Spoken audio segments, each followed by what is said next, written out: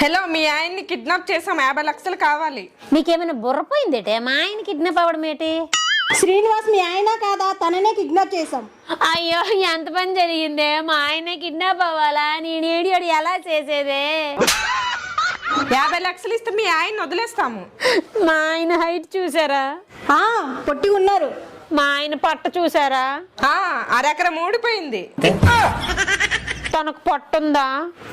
తుడుముకుండలా ఉంది. మరి ఆ పర్సనాలిటీకి ఎవరైనా 50 లక్షలు ఇస్తారా? సరే, 25 లక్షలు ఇవ్వండి.